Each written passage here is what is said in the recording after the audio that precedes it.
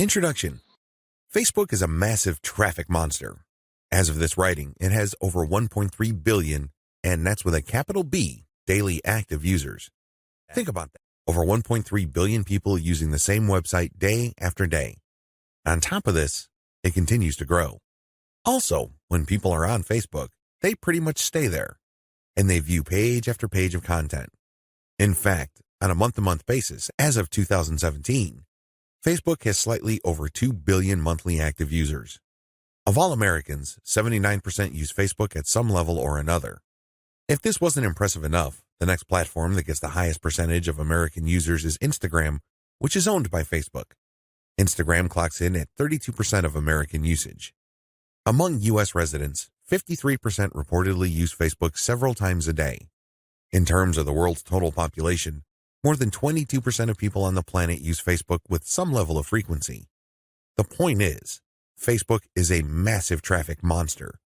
You really can't afford to miss out on Facebook and its marketing potential. If this wasn't impressive enough, wait, it gets even more mind-blowing. Once people log into Facebook, the system basically keeps tight surveillance on them. And the crazy thing is that this is all done with their permission. When you sign up for Facebook, there is a user license agreement that you must consent to. Unless you read the fine print, you wouldn't become fully aware that once you sign in, every like, comment, share, as well as pages that you liked and even ads that you clicked will be monitored by Facebook. It's as if by watching your behavior, Facebook can make educated guesses as to what your interests are and can then show you advertising that fits those interests. Sounds pretty fair, right? Well, this extends across the board. That's right. Every group you join, as well as interactions on Messenger, are monitored, tracked, and targeted by Facebook. This is not lightweight targeting, mind you.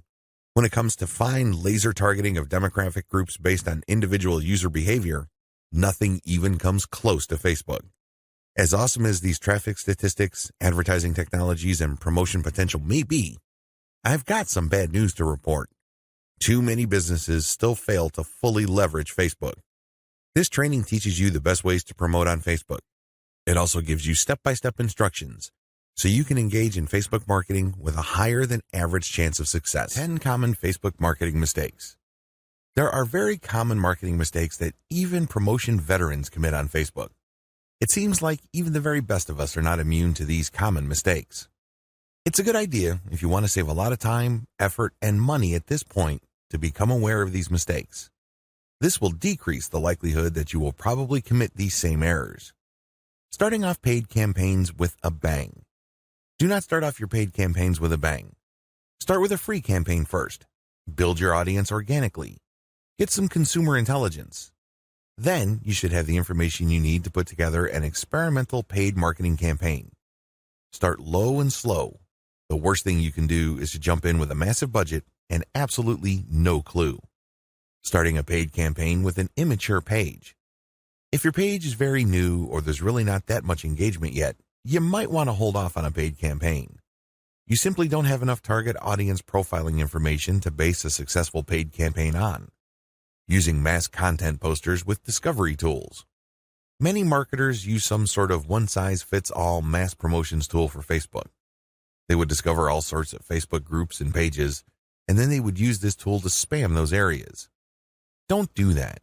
You're not doing your brand any favors when you do that. All you're really doing is you're spamming. It's only a matter of time until you get banned. Promoting direct affiliate links or direct sales page links. There's an old saying, you can lead a horse to water, but you can't make it drink.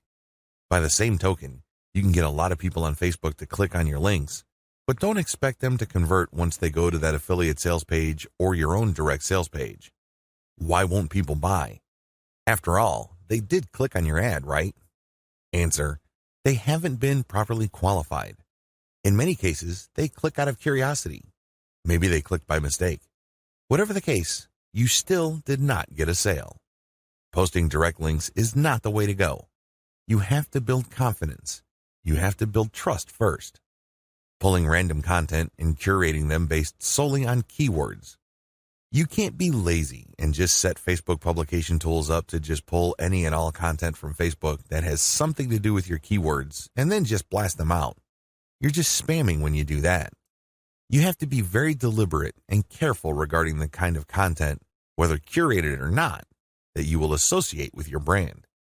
Rotating and republishing the same content over and over again. Have you ever gone to a Facebook page and it seems like all the content got reposted over and over again within the same day? The idea behind this practice is that the more Facebook audience members see the content, the more likely they will click through. It looks like you're just spamming your page fans over and over again. Don't be surprised if they unlike your page. Wholesale optimization of ads.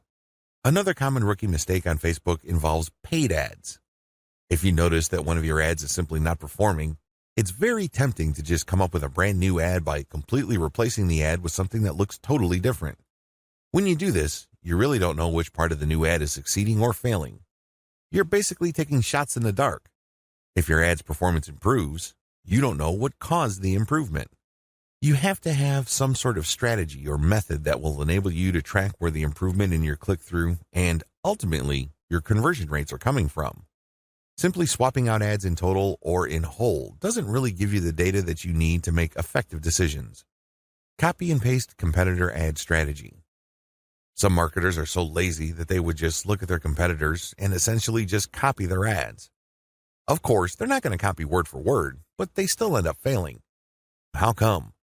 Well, your competitor spends a tremendous amount of money optimizing the ads that they're showing. Their ads work.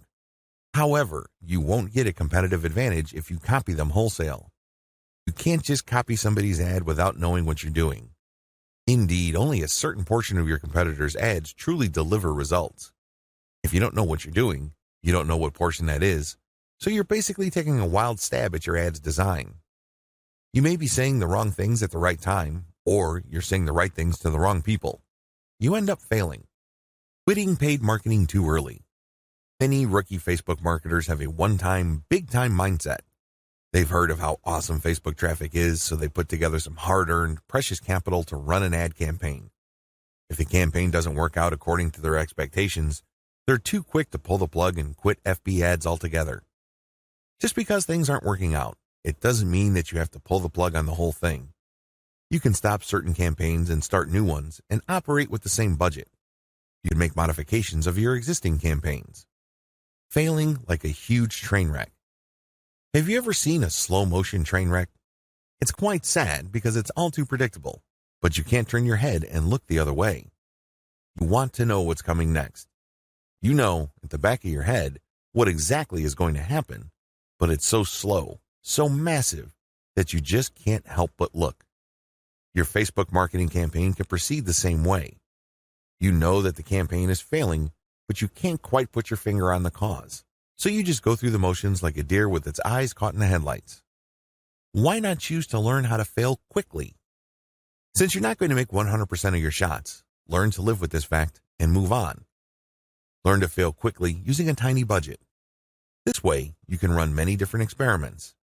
Even though the vast majority of them are failures, that's okay. You only spend a fairly small amount of money figuring out winning ads. Please understand the nature of the 10 mistakes above. Imagine yourself being in situations where these mistakes are likely to take place. Learn how to spot them well in advance. Prepare your plan B, should you find yourself committing these mistakes. The 8 most effective ways to market on Facebook. Let's get one thing clear. There are so many ways to market on Facebook. In fact, the only limit to how you can get people to go to your website or learn about your brand or cause is limited by your imagination. As long as you can post a link to an outside site doing something on FB, that activity is a potential traffic generator.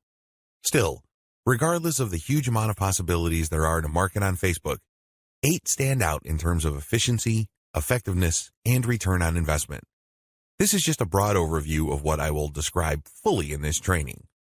Facebook page marketing, Facebook group marketing, influencer page outreach, paid page boost campaigns, paid traffic campaign, paid lead generation campaign, Facebook pixel retargeting campaign, how to optimize your Facebook ad campaigns.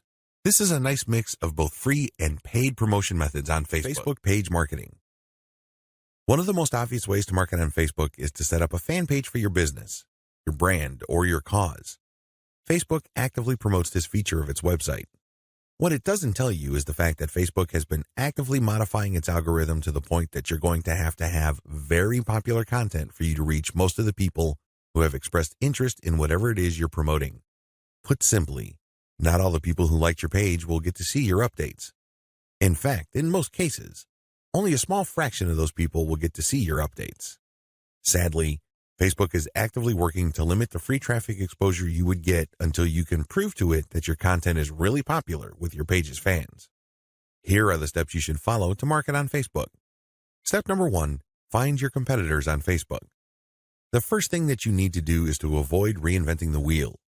You need to avoid trying to figure things out on a completely hit or miss basis. Instead, reverse engineer your competitors. Let them do your homework for you. How? Well, find them on Facebook and learn from what they are doing. Step number 2, get the industry standard look and come up with your own take. Every niche has an industry standard in terms of social media profile, brand appearance, and content strategy. The sooner you understand this, the sooner you will be poised to achieve social media marketing success on Facebook. The longer it takes you to learn this, the longer you will struggle.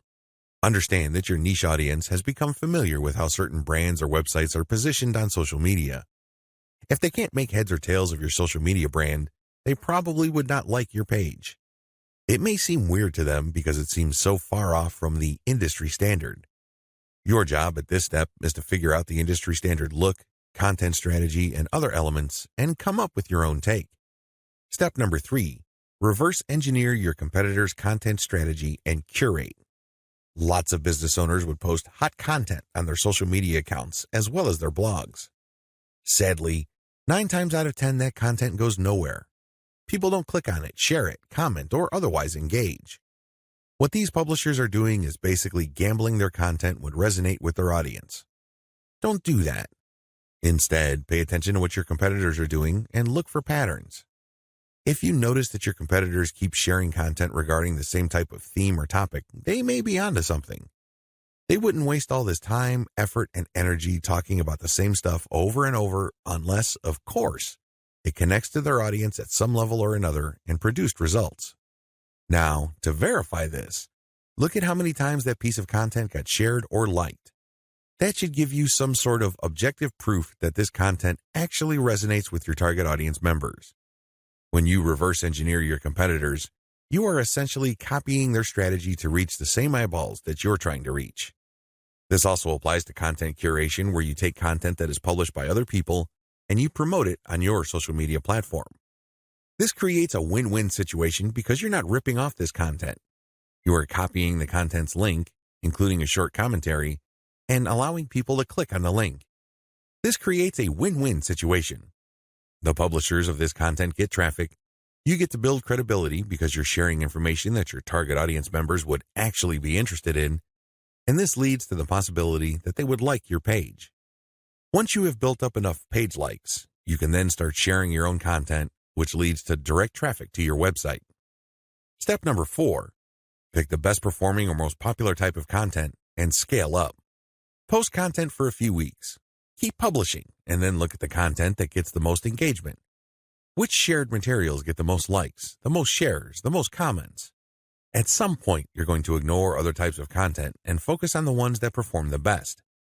For example, if you have a Facebook page on Chihuahuas and you notice that third-party articles on Chihuahua houses get a lot of shares, likes, and comments, you might want to eliminate most other types of content and focus on Chihuahua houses because those get the most love from your audience. Step number 5, come up with your own version. Come up with your own version of winning content.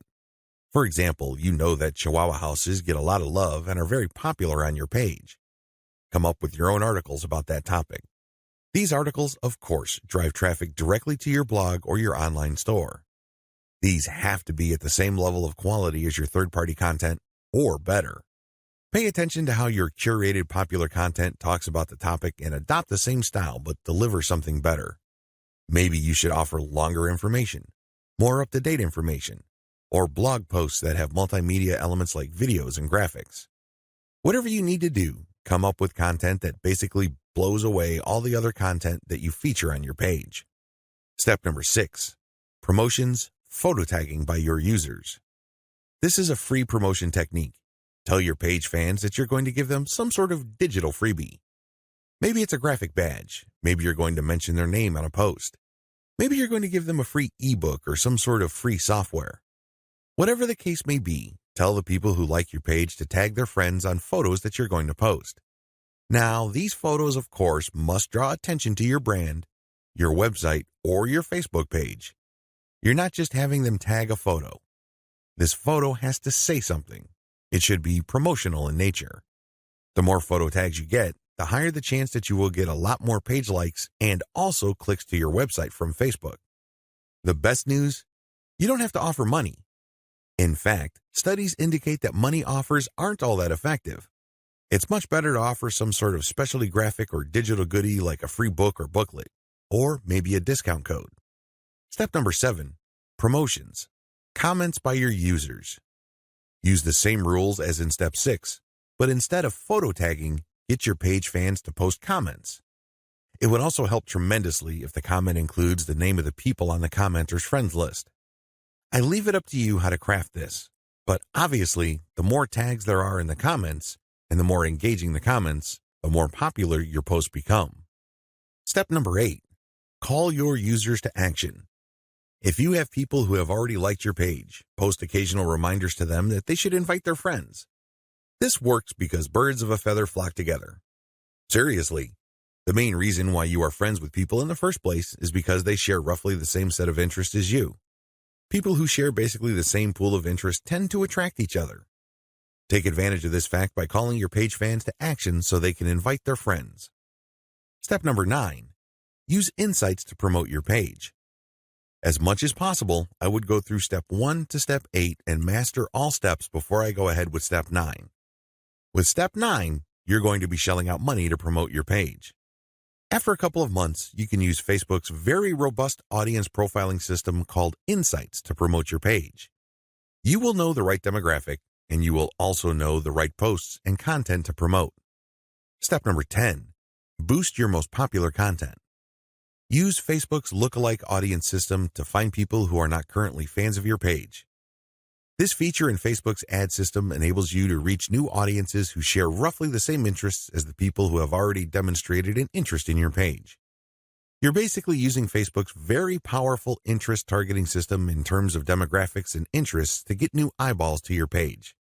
This can lead to more likes, which can lead to more readers of your content. From that point, you can then run targeted ads. Facebook group marketing.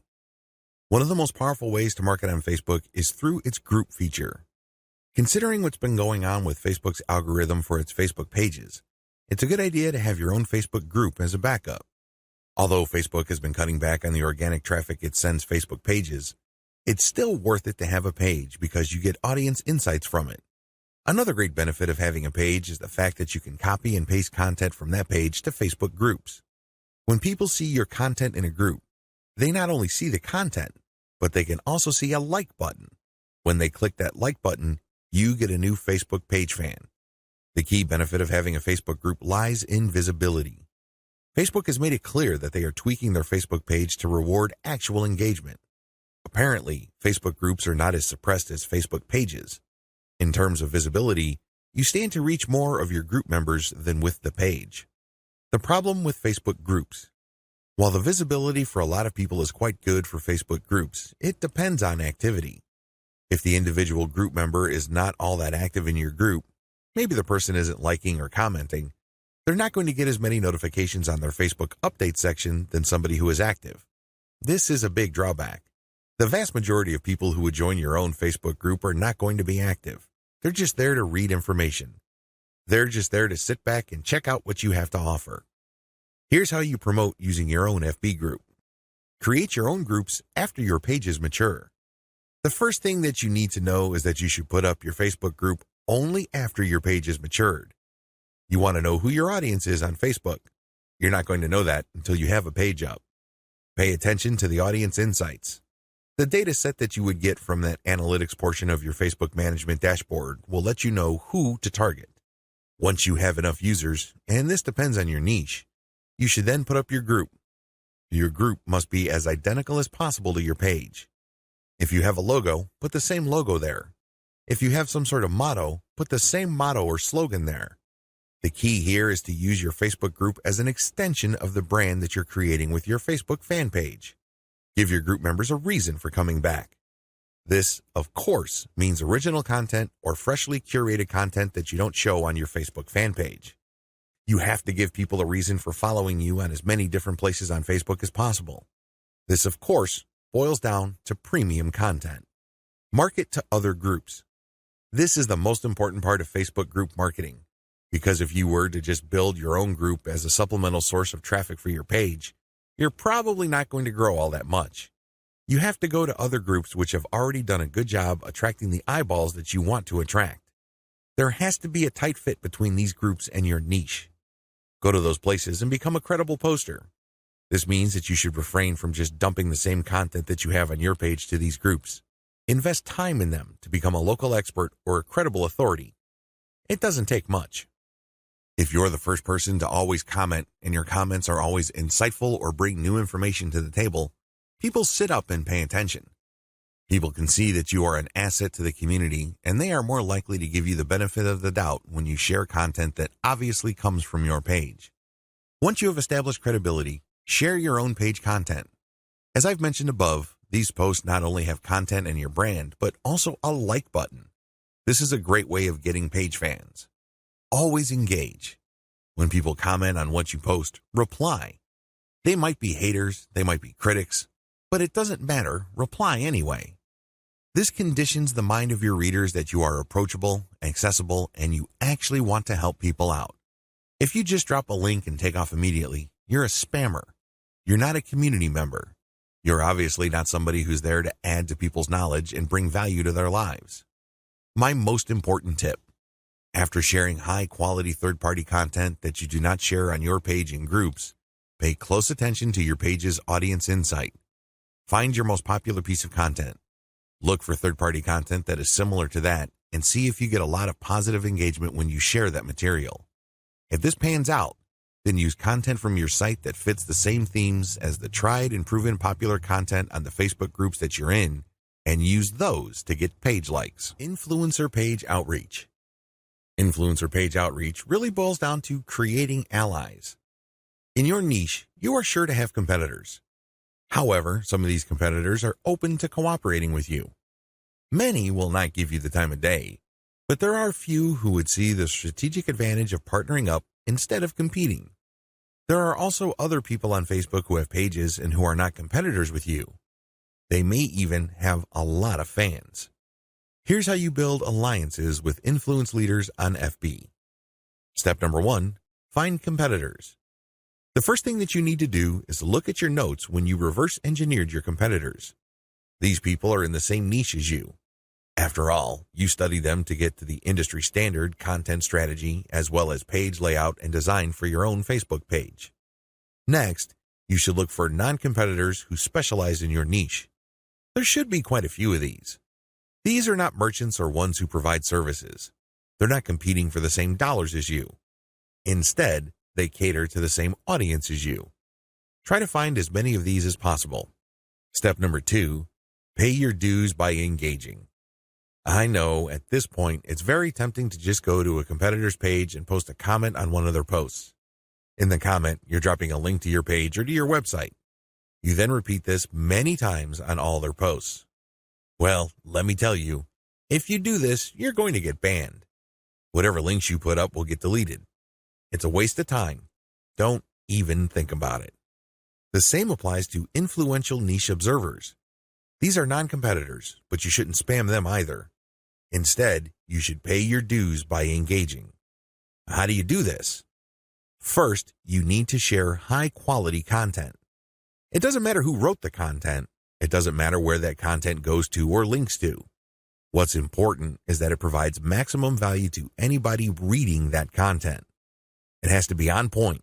It has to deal with a specific theme or topic that you know that your target audience members are interested in. Next, you need to engage with people in terms of answering their questions. Try to be a facilitator. Try to be a mediator. Try to be the go-to source of information for your niche. If people are looking for statistics, go on Google and find them the statistics they're looking for. If they're looking for a video, Go to YouTube and search for the content that they're looking for. The more you do this, the more people will pay attention to you because, let's face it, in any kind of online group communication platform, only a very few people actually produce high-quality content. You can count them on one hand most of the time. Everybody else is basically a leech. They take and take information, but they only give from time to time, if at all. Be that expert. Be that go-to resource. Another way you can engage is by asking questions. Now, these questions should not be very basic or dumb questions. Instead, they should be deep, insightful questions. You can also ask questions that try to tie many issues together. Many people are concerned about many different issues. When you ask questions that tie all these together, it can be very useful. You should also give feedback to people's responses. You have to do this in a respectful way. You cannot come off as a hater or somebody who's just plain negative. There is such a thing as constructive feedback. Remember, the name of the game here is to add value to the places that you're on. This means sharing information and enhancing information through proper questions and feedback. Step number 3, become credible, then reach out. At a certain point, people will start asking for you by name. People will try to reach out to you via Messenger. That's when you know that you have become an asset to these groups. That's when you know that you are on people's radars. You're not just this random person showing up every once in a while dropping a link. Instead, you're that person that helps keep these groups together. This is when you reach out. This is when you try to engage with the group admin. Usually, the best way to do this is when they engage with you. Maybe they mention your name, or they send you a message on Messenger. Whatever the case may be, try to wait for them, or reach a high enough level of engagement and acknowledgement from other community members before you reach out. What are you going to be reaching out for? Well, there are many different opportunities on the table. You can ask to swap content with your page. Most page admins don't have a problem with this.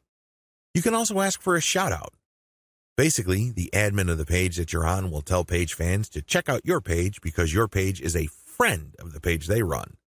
You can go through some ideas regarding joint events. Now, please keep in mind that this is not like a real event where people have to physically go somewhere, or you have to rent out some hall, rent out security, or get food. No. This is an online event. Maybe a seminar, a live Facebook session conducted from 2 locations, or it can be an interview. Another opportunity on the table is, of course, guest blogging. You probably don't need me to remind you of how value-packed this is. Not only do you get eyeballs to your link, which can produce direct traffic, but you also get tremendous search engine optimization benefits if the partner has a high-value blog. You can also reach out for infographics. This means you create an infographic and you get the admin to post the infographic on their blog with a link back to you. Again, this boosts your SEO chances. Finally, you can collaborate on content. This is custom content intended for both your audiences. Regardless of how you cut it, influencer page outreach is a very powerful way to market on Facebook for absolutely free. Seriously, your only investment is your time. And what makes it so awesome is the fact that you are leveraging the hard-won credibility and authority of your partner. They've been there before. They put in the work and the time to develop a rapport and a solid brand with the people that follow them. When they give you a shout-out or they feature your content, or they co-host an event with you, they lend you some of their fame, which makes you credible. You're no longer some random stranger who came out of nowhere. Instead, people get this idea in their minds that if somebody they respect and admire recommends a new person, then I'll give that new person a shot. Maybe that new person is worthy of my admiration and respect. Building alliances with influential niche players is definitely worth doing. But please keep in mind that it does take time. However, if you are passionate about your niche and you view your Facebook marketing business as a real business, then this should not be a problem for you. Paid Page Boost Campaign. Another way you can get a lot of traffic from Facebook is by using a paid page boost. Basically, you are paying for the promotion of your page. This is different from a page post boost. You're not promoting the content of your page, you're promoting the page itself. This is a great way to get page likes and to broaden the statistical demographics of your page. Why is this important? Why is it a big deal that you get a broad statistical demographic snapshot of people truly interested in whatever it is you are promoting? You have to understand that Facebook works best when you target people by their interests. This is a bit tricky because if your page is statistically inaccurate as far as your niche is concerned, you probably would have a very faulty set of targeting parameters. You're not quite there when it comes to getting the interest of people you're trying to reach. This is why it's crucial that your page gets a truly honest snapshot of the range of interests as well as demographic information of the people who are actually interested in whatever you are promoting. This is hard to achieve if you are just promoting your page organically. Maybe you're not putting in that much time in getting the word out about your page.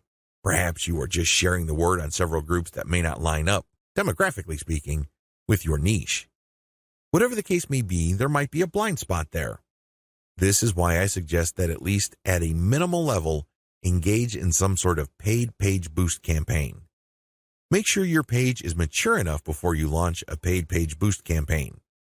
Make sure that your page has been around for a long enough time for it to build up enough user insight as well as engagement levels for you to accurately target the demographic you should begin with. This is important. If you're able to pull this off, then your demographics will help you run more successful campaigns involving your content or your direct traffic campaigns. These are campaigns that direct traffic from Facebook directly to your target website. You're going to do that primarily using a lookalike audience campaign. Make sure you're ready for a sponsored page ad buy. When you're buying a sponsored page ad campaign, make sure your page looks good. Make sure you're sending the right signals both in terms of graphics and text. You don't want to waste your money, so make sure that at least everything looks like it's ready to go. There has to be enough solid content on your page. This increases the likelihood that you will get a decent amount of page likes. Where does all this lead to? As I have mentioned above, if you get a lot of page likes, you will be able to target your intended audience better. In addition to that, you may be able to increase your reach because the more people that like your page, the bigger your base visibility becomes. If a lot of those people actively engage with your content, that percentage increases, but you're still dealing with the reality that your content will only reach a fairly small percentage of the people who have expressed interest in your content. When you increase the total amount of likes you get, you still have that same small percentage, but the raw numbers are bigger. Believe me, 10% of 100 is definitely going to be smaller than 10% of 100,000. Which position would you rather be in? This is why it's always a good idea to build up your page likes. Hand in hand with this is the fact that you can profile your users better, as I've mentioned above. This higher level of profiling paired with better content management and targeting on your part can lead to more content visibility. How come? Well, your reach can increase because of higher engagement levels. If you pay attention to what kind of content people really like on your page, and you produce more of that content and you fine-tune it so people are more likely to engage with it, this can increase your organic reach. This makes your content more visible. What is engagement? Well, people can share your stuff. They can like, they can react, they can comment. Whatever the case may be, get them to do it. And the best way to do this, of course, is to make sure that the right people are attracted to your page and you put the right content in front of the right eyeballs. Unfortunately, this doesn't happen overnight. It is neither smooth nor easy. It's one of those things that you figure out on your own on a trial and error basis. But you do have powerful tools like Facebook's Audience Insights to see which content is resonating with your audience members. You can't just set this up and forget about it. You have to actively monitor it. You have to look for patterns. But the crucial ingredient to all of this is that your page gets enough likes. That's why you have to promote it at some point. Paid traffic campaigns. For this section, I'm defining paid traffic campaigns in two forms. I can pay to boost the post, or I can pay for direct traffic to my target website. Please note that I have presented this information in that order. Boost posts first, and then pay for direct traffic. There's a reason for this. If you don't master Facebook's traffic to your page posts, then it doesn't make sense to go directly to your target website. You probably are going to spend a tremendous amount of money, time, and effort only to have very little to show for all that. It's better to boost the post in a strategic way so you can understand what kind of content connects with your intended audience. You will then be able to drive traffic to your website. You're actually killing several birds with one stone. By focusing on boosting a post, you can get more page likes, You can get more branding opportunities, and you can also get click-throughs to your target website in the form of a content link. Here's how it works. Post boosts. First, target a lookalike audience based on your user insight demographic. In other words, Facebook is going to show your ad to a fresh set of users who share the same demographic details and interests as your current page fans. People with these similarities are more likely to like your content. You're not going to pay Facebook to show your post to people who have already liked your page. Instead, you are trying to get fresh eyeballs to your page posts. You do run quite a bit of risk. Existing audience post boosts. The next option you have available to you is to boost your post to people who have actually liked your page. These are your actual page fans. They know roughly what you're about. They like your content enough to like your page. They're expecting your content. Unfortunately, like I said earlier, Facebook only shows your content to a small fraction of people who liked your content. Unless your fans select see first when they like your page, Facebook will use its natural algorithm to select the initial group of eyeballs that will show your page content. If enough people engage with your content, then Facebook will show even more of your page fans to your content. However, it's never going to show it to 100% of your fans. That rarely happens. This is why it's a good idea to boost your post to reach more of the people who have liked your page. The upside to this is these are not virgins. They've seen your page. In fact, they've seen it and liked it so much that they have clicked the like button and want to see your content. At least you know that there is some sort of interest there. Still, please understand that while there is a certain degree of familiarity there, and this increases the chance that these people will actually engage with your content and possibly click through to your target site, that isn't exactly guaranteed. Existing audience plus their friends. As the old saying goes, birds of a feather flock together. Friends usually have shared interests. In fact, if you think about it hard enough, that's the main reason we became friends in the first place. We have certain interests in common. We have certain things to talk about, and that's why we're friends. Makes a lot of sense, right? Well, you can apply that to Facebook marketing as well, because this can produce a tremendous amount of marketing opportunities. Since your page fans also have friends on Facebook, you can buy a post boost that shows your ad not only to your fans, but to their friends as well. This is my favorite when it comes to post boosts because it is a cheap way of getting clicks to your target site. You reach a much wider audience. Please understand that if your page has a fairly small number of likes, even if you boost post after post, you only have a small base to work with. Now, if you expand that base by including your existing audience plus their friends, you have a lot more people to work with. You are operating with some level of confidence because you know that friends usually have shared interests. This translates to possibly cheap clicks to your target site. The best way to do this is to post a link directly to your content or to your promotional page on your website with some content. This way, when someone clicks through, they go straight to your website. They can read your commentary and some preview text, but the text should call them to action. This is the cleanest way to get direct traffic cheaply using post boosts targeting your existing audience and their friends. Direct traffic to your target site.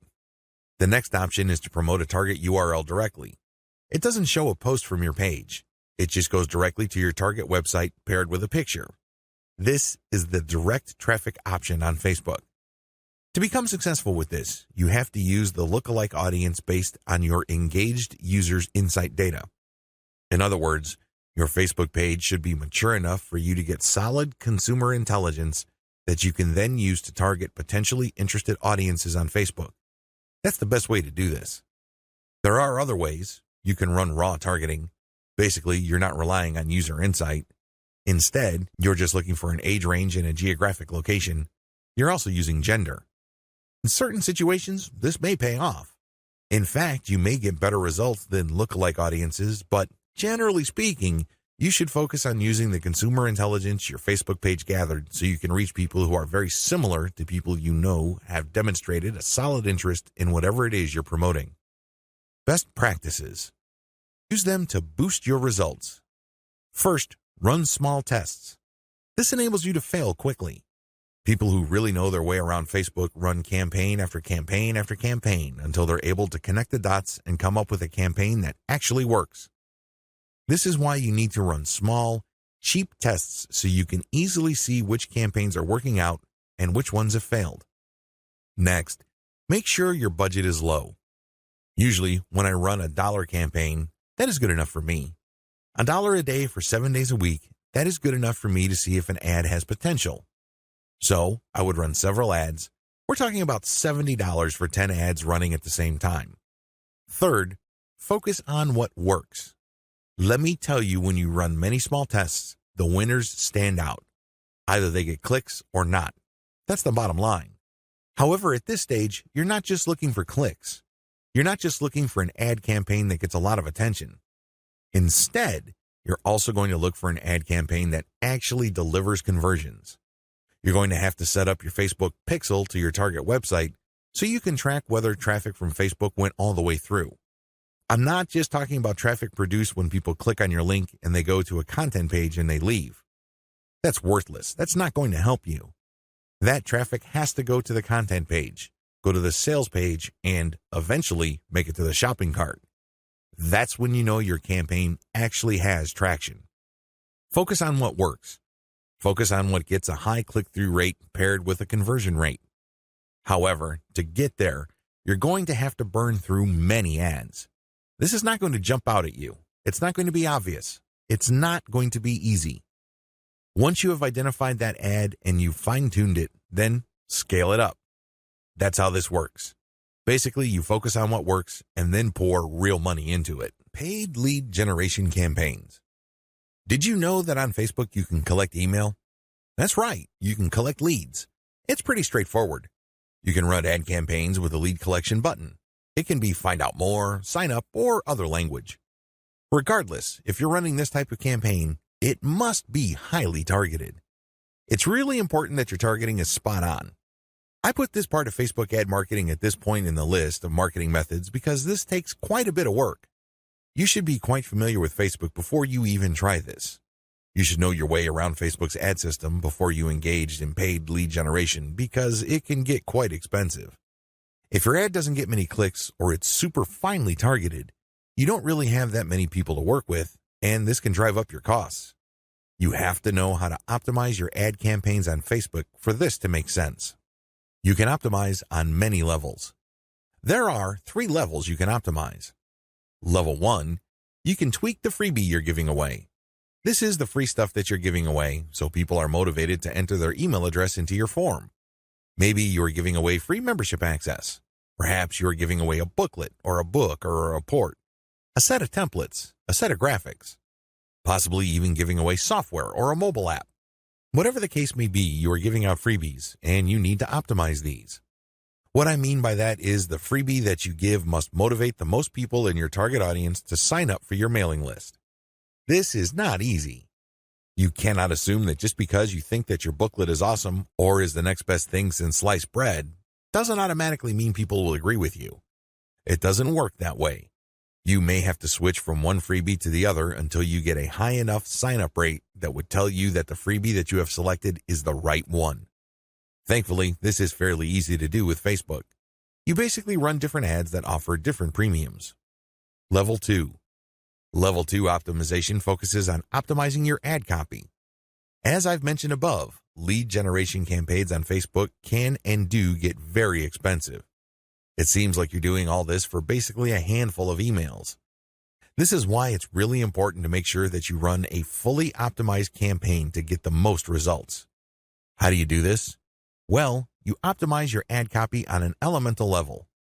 Still, I want you to get a heads up this early on regarding the amount of optimization that you would have to do. It is quite intensive. You can't leave things at a surface level. That's just not going to work. Level 3. Level 3 involves optimizing based on conversions. When people click on your Learn More or Sign Up button, they're shown a form. You're going to have to keep tweaking that form to say what it needs to say to convert as much of your traffic into list members as much as possible. This takes quite a bit of time and attention to detail. Again, you have to run these experiments while minimizing your costs. Once you find out something that works, optimize it to increase its level of conversion. Once you have picked a winner that cannot be optimized any further in terms of conversion rate improvements, that's when you scale up. That's when you pour in the dollars to reach as many people as possible to boost your mailing list sign-up. Facebook Pixel Retargeting Campaign. Facebook enables you to put their tracking pixel on your website. It will then track when people go on your site. If people end up at your shopping cart, for example, you can then run an ad reminding people about your site or reminding people about the products that they almost bought. They see these ads on Facebook.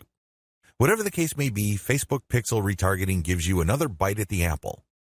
One of the biggest problems with e-commerce is that prospective buyers abandon their shopping carts.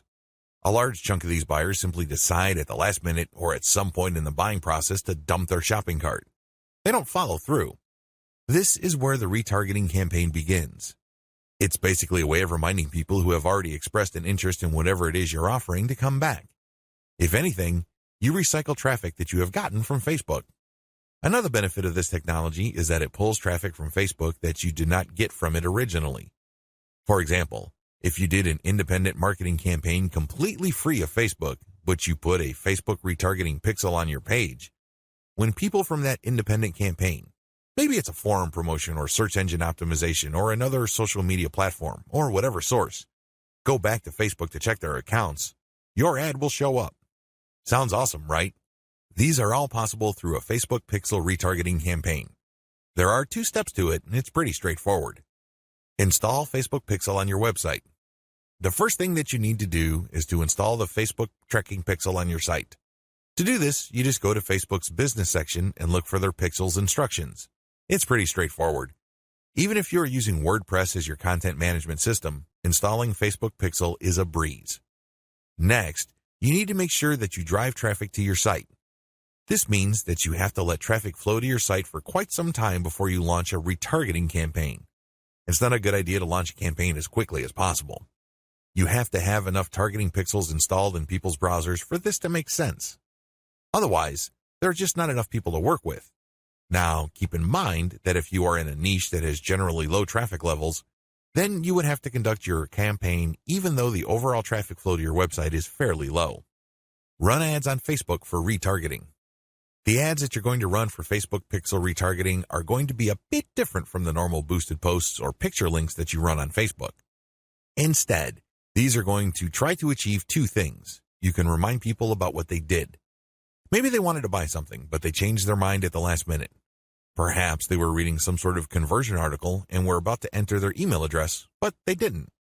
Whatever the case may be, you're reminding them to come back to what they were doing before. The other thing that you can do with your Facebook pixel retargeting campaign is to pull people deeper into your website. Usually, a website is composed of 2 parts. The first layer is the content layer, meaning you're trying to get people to know about the problem, like your particular solution, and eventually trust the solution enough so they can buy. The other part, of course, is pretty straightforward. It's all about buying. But there's a complication. A lot of people would go through the content layers, but they never make it through to the actual buying part. They never make it to your conversion page. This is where retargeting ads that pull people deeper into your website makes a lot of sense. For whatever reason, somebody reading an article on your site decides to close the window and get out of your site. You can run ads that tell them about content, but another piece of content that is related to what they were reading before. This pushes them further down the conversion funnel. Alternatively, you can run an ad that promotes your conversion page. Basically, what you're saying to the prospect is you've figured out what my website is about, and you have a clear understanding of what I have to offer. Maximizing your results from Facebook pixel retargeting. I suggest that if you want to maximize the results you get from retargeting, promote your squeeze page. That's right. Promote the page that recruits people to your mailing list. Usually there's some sort of freebie. There's usually some sort of book or booklet that you're giving away so people can enter their email address. Whatever the case may be, push the squeeze page. Don't dump them to your sales page unless, as I have mentioned above, they actually reached your shopping cart or conversion page and changed their minds at the last minute.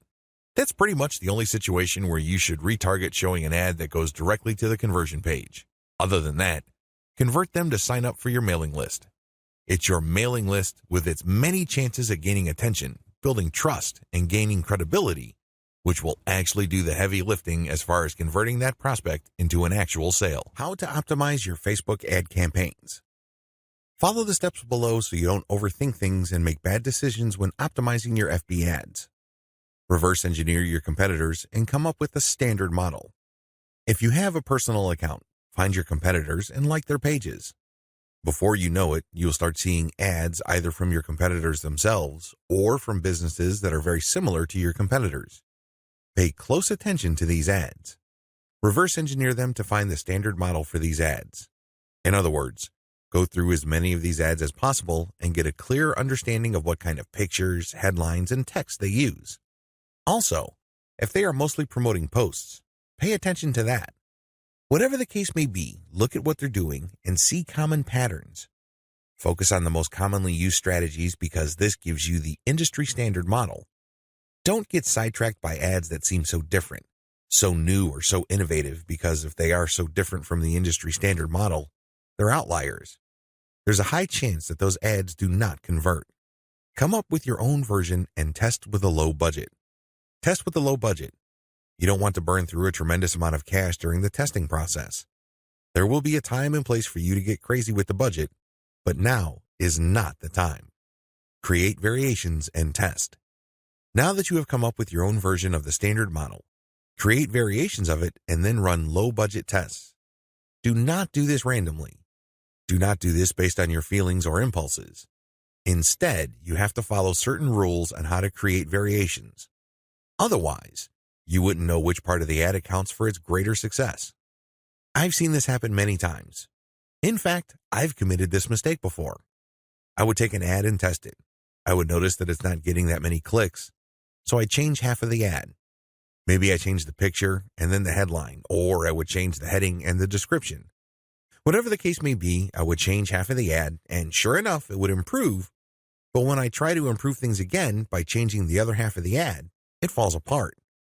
You want to establish a way of effectively tracking which changes accounted for which improvement.